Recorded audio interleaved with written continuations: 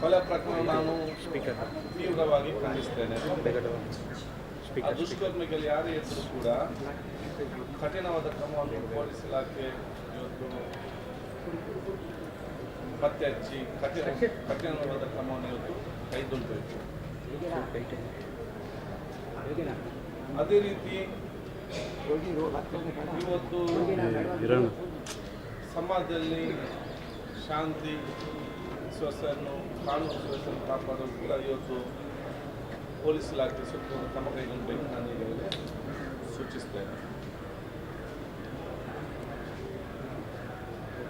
ಈ ರೀತಿಯ ಘಟನೆಗಳು ಮರುಕಳಿಸದಂತೆ ಏನೆಲ್ಲ ಕ್ರಮ ಆಗಬೇಕು ಆ ಕ್ರಮವನ್ನು ಇವತ್ತು ಪೊಲೀಸ್ ಇಲಾಖೆ ತೆಗೆದುಬೇಕಂತ ಹೇಳಲಿಕ್ಕೆ ನಾನು ಇವತ್ತು ಬಯಸ್ತೇನೆ.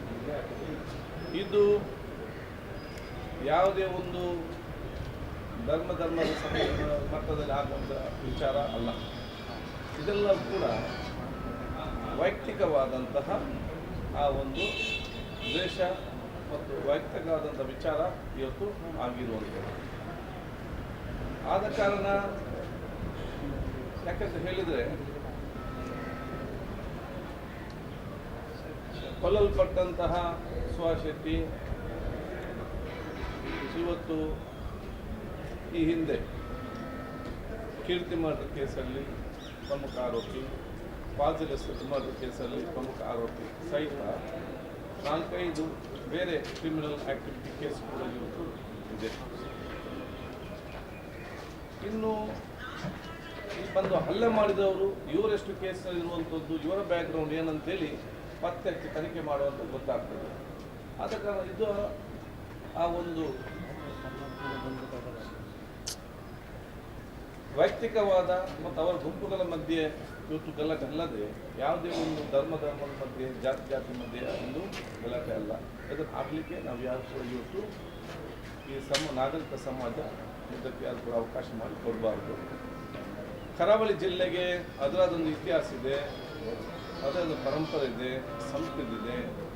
ನಾವಿವತ್ತು ಶೈಕ್ಷಣಿಕ ಕ್ಷೇತ್ರದಲ್ಲಿ, ಆರೋಗ್ಯ ಕ್ಷೇತ್ರದಲ್ಲಿ, ಪ್ರವಾಸೋದ್ಯಮ ಕ್ಷೇತ್ರದಲ್ಲಿ, ಧಾರ್ಮಿಕತೆ ಪವಿತ್ರ ಯಾತ್ರಾ ಕೇಂದ್ರಗಳಲ್ಲಿ ಬಹುಶಃ ನಾವಿವತ್ತು ಸರ್ವರಿಗೂ ಕೂಡ ಇವತ್ತು ಮಂಗಳೂರು ಕಡೆ ಬರಬೇಕೆಂಬ ಆ ಒಂದು ದೊಡ್ಡ ಮಟ್ಟದ ಪ್ರೇರಣೆ ಕೊಡುವಂಥ ಒಂದು ಪ್ರದೇಶವಾಗಿದೆ. ಇಂಡಸ್ಟ್ರಿಯಲಿಸ್ಟ್ ಮತ್ತು ಈ ರಾಜ್ಯಕ್ಕೆ ಕೊಡುವಂಥ ಕೊಡುಗೆಯಲ್ಲಿ ಬೆಂಗಳೂರು ನಂತರ ಮಂಗಳೂರು ಇವತ್ತು ಪ್ರಮುಖವಾದ ಒಂದು ಮತ್ತು ಹೆಸರಾದ ಮತ್ತು ಅಭಿವೃದ್ಧಿಯಾದ ಜಿಲ್ಲೆಯಾಗಿದೆ. ಆದ ಕಾರಣ ನಮ್ಮ ಜಿಲ್ಲೆಯನ್ನು ನಾವು ಮುಂದೆ ತಗೊಂಡು ಹೋಗಲಿಕ್ಕೆ ಎಲ್ಲ ಊರಿನ ಸರ್ವ ಜನರು ಕೂಡ ತಮ್ಮ ಸಹಕಾರ ಕೊಡಬೇಕು. ನಮ್ಮ ಜಿಲ್ಲೆಯನ್ನು ಹಿಂದಕ್ಕೆ ತಗೊಂಡು ಹೋಗುವಂತಹ ಯಾವುದೇ ಅವಕಾಶವನ್ನು ಯಾವುದೇ ನಾಗರಿಕ ಸಮಾಜ, ಕರಾವಳಿ ಪ್ರದೇಶದ ಸರ್ವ ಧರ್ಮದ ಜನರು, ಎಲ್ಲ ಸಂಘ ಸಂಸ್ಥೆಗಳು ಇವತ್ತು ಪೊಲೀಸ್ ಇಲಾಖೆಗೆ ತಮ್ಮ ಸಹಕಾರವನ್ನು ಕೊಟ್ಟು ಈ ಒಂದು ದುಷ್ಕರ್ಮಿಗಳನ್ನು ಪತ್ತೆ ಹಚ್ಚಲು ಎಲ್ಲ ರೀತಿಯ ಒಂದು ಸಹಕಾರ ಕೂಡ ಊರವರು ಕೊಡಬೇಕಂತ ಹೇಳಲಿಕ್ಕೆ ನಾನು ಬಯಸಿ ಮತ್ತೊಮ್ಮೆ ಆ ದುಷ್ಕರ್ಮಿ ಪತ್ತೆ ಹಚ್ಚಿ ಅವ್ರಿಗೆ ಕಠಿಣವಾದ ಕ್ರಮ ಕೈಗೊಳ್ಳಬೇಕು ಹೇಳಲಿಕ್ಕೆ ನಾನು ಬಯಸ್ತೇನೆ.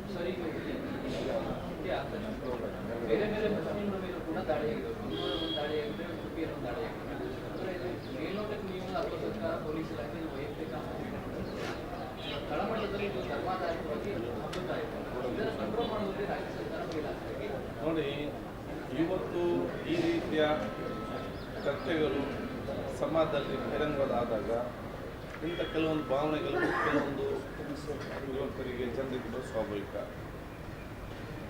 ಅದನ್ನೆಲ್ಲ ನಿಭಾಯಿಸುವಂಥ ಕೆಲಸ ಇವತ್ತು ಪೊಲೀಸ್ ಇಲಾಖೆ ಮತ್ತು ಊರವರು ಮಾಡಬೇಕು.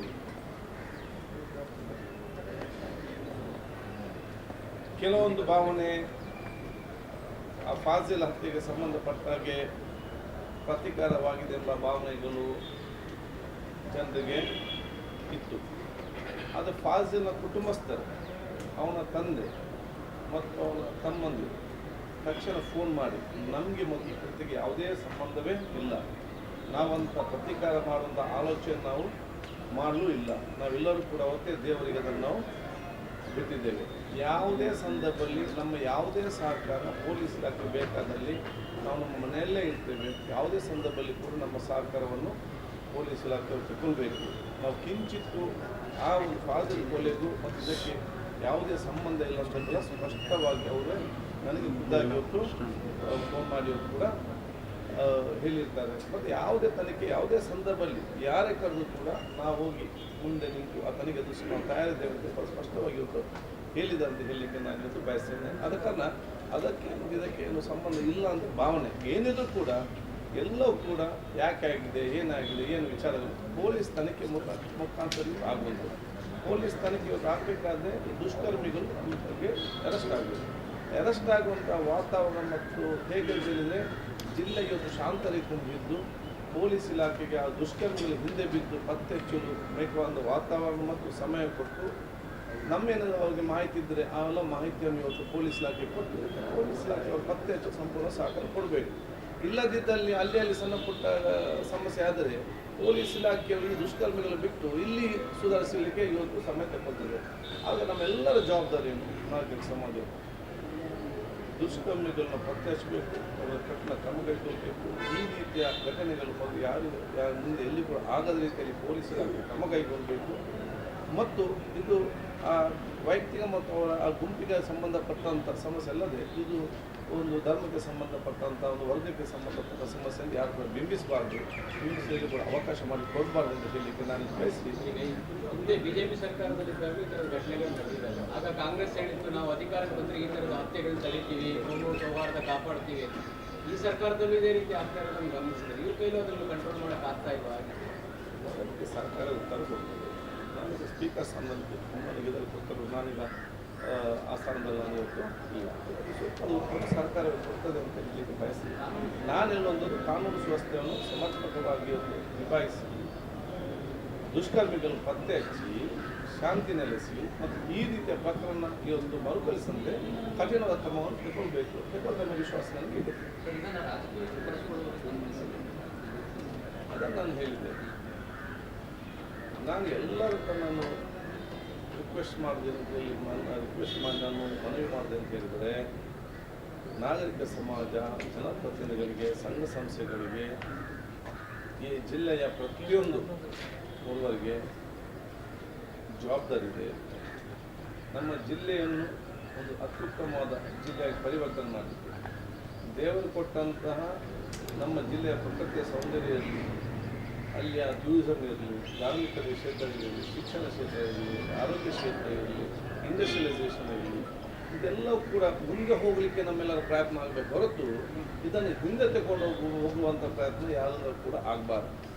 ಇದನ್ನೇನಾದರೂ ನಾವು ಕೆಲವೊಂದು ವಿಚಾರಕ್ಕೆ ಸಂಬಂಧಪಟ್ಟ ಹಾಗೆ, ರಾಜ್ಯಕ್ಕೆ ಸಂಬಂಧಪಟ್ಟ ಹಾಗೆ ಇದನ್ನು ಏನಾದರೂ ಲಾಭ ಆಗ್ಬೋದಂತ ರಾಜ್ಯಕ್ಕೆ ಆಲೋಚನೆ ಮಾಡಿಕೊಂಡು ಹೋದರೆ ಇಡೀ ಜಿಲ್ಲೆಯ ಜನರಿಗೆ ನಾವು ಮೋಸ ಮಾಡುವಂಥದ್ದು ಮತ್ತು ದ್ರೋಹ ಮಾಡುವಂಥದ್ದು. ಯಾಕೆ ನಾವೆಲ್ಲರೂ ಹಿಂದೆ ಹೋಗ್ತೇವೆ. ನಾವು ಹಿಂದೆ ಹೋದಲ್ಲಿ ಅದರ ನಷ್ಟ ಯಾರಿಗಂತ ಹೇಳಿದರೆ ನಮ್ಮ ಜಿಲ್ಲೆಯ ಯುವಕರಿಗೆ, ನಮ್ಮ ಜಿಲ್ಲೆಯ ವಿದ್ಯಾರ್ಥಿಗಳಿಗೆ, ನಮ್ಮ ಜಿಲ್ಲೆಯ ವ್ಯಾಪಾರಸ್ಥರಿಗೆ, ನಮ್ಮ ಜಿಲ್ಲೆಯ ಪ್ರತಿಯೊಂದು ಜನಸಾಮಾನ್ಯ ಮನೆಗಳಿಗೂ ಕೂಡ ಇದು ತೊಂದರೆ ಮತ್ತು ಹಿನ್ನಡೆ ಆಗ್ತದೆ. ಇದನ್ನು ಯಾರು ಕೂಡ ಮಾಡಬಾರ್ದು ಅಂತ ಹೇಳಲಿಕ್ಕೆ ನಾನು ಬಯಸ್ತೇನೆ. ಸದ್ಯದ ಪರಿಸ್ಥಿತಿ ಹೇಗಿದೆ ಸರ್ ಲೋಕಲಿ? ಹೌದು, ಅಲ್ಲಿ ನಾನು ನೋಡಿ, ನಾನು ನಿನ್ನೆ ಬೀದರ್, ವಿಜಯಪುರ, ಹುಬ್ಳಿಯಾಗಿ ಇವತ್ತು ನಾನು ಬಂದಿದ್ದೇನೆ. ಅಲ್ಲಿ ಇವತ್ತು ಪೊಲೀಸ್ ಇಲಾಖೆಯವರು ಇವತ್ತು ನಿಭಾಯಿಸ್ತಾ ಇದ್ದಾರೆ. ನಾನು ಕೂಡ ಅಲ್ಲಿ ಅದನ್ನು ಮಾನ್ಯ ಮುಖ್ಯಮಂತ್ರಿ ಜೊತೆ ಮತ್ತು ಗೃಹ ಸಚಿವರ ಜೊತೆ ಮತ್ತು ವಿಶ್ವ ಜೊತೆ ಕೂಡ ಅದರ ಬಗ್ಗೆ ಚರ್ಚೆ ಮಾಡ್ತೀನಿ.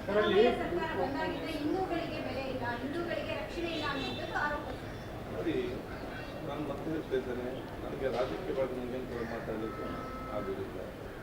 ಯಾರು ಆರೋಪ ಮಾಡ್ತಾರೆ ಅವರು ಆತ್ಮಾವಲೋಕನ ಮಾಡಿಕೊಳ್ಬೇಕು.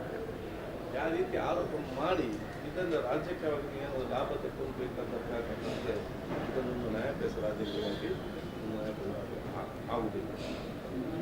ರಾಜಕೀಯಕ್ಕೋಸ್ಕರ ಇಡೀ ಜಿಲ್ಲೆಯ ಜನತೆ ಗೌರವ, ಜಿಲ್ಲೆಯ ಅಭಿವೃದ್ಧಿಗೆ ನೀವು ಅಡ್ಡಗಾಲಾಗಬೇಡಿ, ನೀವು ಕಂಟಕರಾಗಬೇಡಿ. ಜಿಲ್ಲೆಯನ್ನು ಮುಂದೆ ತಗೊಳ್ಳಿಕ್ಕೆ ನೀವು ಜಿಲ್ಲೆಯನ್ನು ಕಟ್ಟುವರಾಗಿ ಹೊರತು ಜಿಲ್ಲೆಯಲ್ಲಿ ಬಿಕ್ಕಟ್ಟು ಸೃಷ್ಟಿಸುವಂಥ ಆಗಬೇಡಿ ಅಂತ ನಾನು ಹೇಳಲಿಕ್ಕೆ ನಾನು ಇವತ್ತು ಬಯಸ್ತೇನೆ. ನಾವೆಲ್ಲರೂ ಸೇರಿ ಜಿಲ್ಲೆಯ ಅಭಿವೃದ್ಧಿಯ ರಥವನ್ನು ಮುಂದೆ ತಗೊಂಡು ಹೋಗ್ತೇವೆ. ಅದನ್ನು ಹಿಂದೆ ಹಿಡಲಿಕ್ಕೆ ಯಾರು ಪ್ರಯತ್ನ ಮಾಡ್ತೀವಿ. ಇನ್ನು ಆಗದಿದ್ದರೆ ಅಲ್ಲೇ ಬಿಟ್ಟು ಬಿಡಿ, ಬೇರೆ ಅದು ಮುಂದೆ ತಗೊಂಡು ಕೆಲಸ ಖಂಡಿತವಾಗಿ ಮಾಡ್ತಾರೆ. ಜಿಲ್ಲಾ ಉಸ್ತುವಾರಿ ಸಚಿವರು ಜಿಲ್ಲೆಯವರು ಇದ್ದೇ ಇರೋ ಕಾರಣಕ್ಕೂ ಈ ಥರದ ಮೀಟಿಂಗ್ ಮಾಡಲಿಲ್ಲ ಅನ್ನುವಂಥದ್ದು ಆರೋಪಗಳಿದ್ದಾವೆ. ಜಿಲ್ಲಾ ಉಸ್ತುವಾರಿ ಮಂತ್ರಿಗಳು ಸಮರ್ಪಕ ಕೆಲಸ ಮಾಡ್ತಾರೆ ಇದರಲ್ಲಿ. ಯಾವಾಗಲೂ ಮೀಟಿಂಗ್ ಕೂಡ ಮಾಡಿದ್ದಾರೆ. ಇಂಥ ಸಮಸ್ಯೆ ಬಂದಾಗ ಗೃಹ ಸಚಿವರು ಮುಖ್ಯಮಂತ್ರಿ ಸಚಿವರು ನಿಭಾಯಿಸ್ತಾರೆ. ಆದ ಕಾರಣ ಇವತ್ತು ನಾವೆಲ್ಲ ಸಕಾರಾತ್ಮಕವಾದ ಚಿಂತನೆಯಲ್ಲಿ ಇವತ್ತು ನಮ್ಮ 1 ಪಾಯಿಂಟ್ ಪ್ರೋಗ್ರಾಮ್ ಒಂದು ದುಷ್ಕರ್ಮಿಗಳು ಪತ್ತೆ ಹಚ್ಚಿ ಸರ್ವ ಸಹಕಾರ ಕೊಡಬೇಕು, ಪತ್ತೆ ಹಚ್ಚಬೇಕು. ಇದರ ಹಿಂದೆ ಏನು ವಿಚಾರ ಅಂತೇಳಿ ಬಹಿರಂಗ ಬೇಕು, ಅವ್ರಿಂದ ಕಠಿಣವಾದ ಕ್ರಮ ಕೈಗೊಳ್ಳಬೇಕು. ಮತ್ತು ಇದನ್ನು ಕೊಂಡು ಬೇರೆ ಅನಗತ್ಯವಾಗಿ ರಾಜಕೀಯವಾಗಿ ಇನ್ನಿತ ವಿಚಾರ ಸಮಸ್ಯೆ ರೀತಿಯಲ್ಲಿ ನೋಡಿಕೊಳ್ಳೋ ಜವಾಬ್ದಾರಿಯನ್ನು ನಾವು ಸರ್ವರ್ಗೂ ವಹಿಸ್ಕೋಬೇಕು ಹೇಳಿಕೆ ಬಯಸಿ. ಮತ್ತು ಮಾಧ್ಯಮದವರು ನಿಮ್ಮ ಎಲ್ಲ ರೀತಿಯ ಸಹಕಾರ ನಮಗೆ ವಿಶೇಷವಾದ ನಮಗೆ ನೀವೆಲ್ಲರ ಮಾತಿನ ಸಹಕಾರಕ್ಕೂ ನಮಗೆ ಅಗತ್ಯ ಇದೆ. ಮತ್ತು ಸಾಮಾಜಿಕ ಜಾಲದಲ್ಲಿ ಬಹಳ ಆಸಕ್ತಿ ಮಿತ್ರರಿದ್ದಾರೆ. ಇವರು ಕೂಡ ಬಹಳಷ್ಟು ನಮಗೆ ಇವತ್ತು ಸಕಾರಾತ್ಮಕ ಚಿಂತನೆಯಲ್ಲಿ ಸಮಾಜವನ್ನು ಕಟ್ಟುವಂಥದ್ದು, ಜಿಲ್ಲೆಯನ್ನು ಕಟ್ಟುವಂಥದ್ದು, ಜಿಲ್ಲೆಯನ್ನು ಅಭಿವೃದ್ಧಿಪಡಿಸುವಂಥ ಆಲೋಚನೆ ಮುಖಾಂತರ ಇವತ್ತು ಸಹಕಾರ ಕೊಡಬೇಕು. ಸಮಸ್ಯೆ ಬಂದಾಗ ಸಮಸ್ಯೆಯನ್ನು ಬಗೆಹರಿಸುವಂಥ ವ್ಯಕ್ತಿತ್ವ ನಮ್ದು ಆಗಬೇಕು ಹೊರತು ಸಮಸ್ಯೆ ಬಂದಾಗ ಸಮಸ್ಯೆ ಹುಡುಕಿ ಇನ್ನು ಸಮಸ್ಯೆ ಸೃಷ್ಟಿಸುವಂಥ ವ್ಯಕ್ತಿತ್ವ ನಮ್ದು ಯಾರು ಕೂಡ ಆಗಬಾರ್ದು ಅಂತ ಹೇಳಲಿಕ್ಕೆ ನಾನು ಇಚ್ಛಿಸ್ತೇನೆ.